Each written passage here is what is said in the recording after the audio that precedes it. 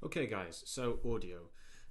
Last week we discussed the signal chain and then I asked you to go onto a website called Audio Tool and set up a recording studio. Now some of you did this well, but most of you did not. So I am going to re-go over some of these principles and then we're going to do a short assessment to make sure that you have understood them.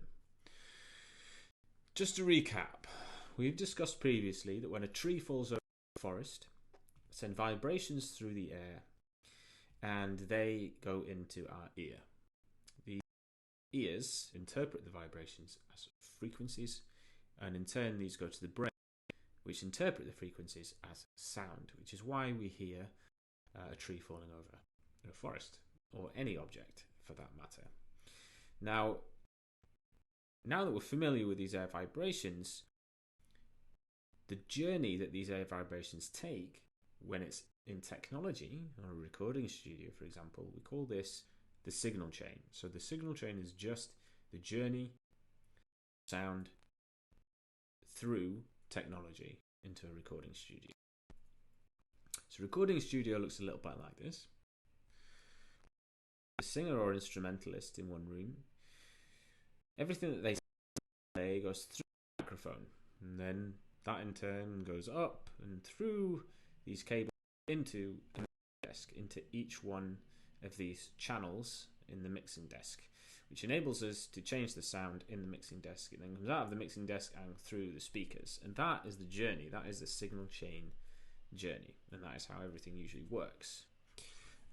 Now, we don't always have a recording studio, so what we do is we create a virtual recording studio in a computer, which is exactly what GarageBand is. It's exactly what all digital audio workstations are. So everything that you produce in a computer, whenever you make music in a computer, is basically an entire recording studio inside the computer.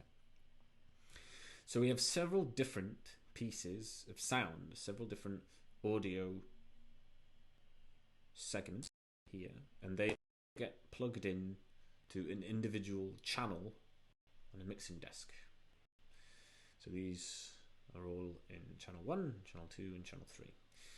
So the sound all goes in there and we can mix it in here, and we can change the volume and we can change the pan and we can put effects on it, etc. And then it comes out of the mixing desk and into our speakers, and that is the end of the signal chain in that respect. Now we have to add 2 words to this in order to make it really robust.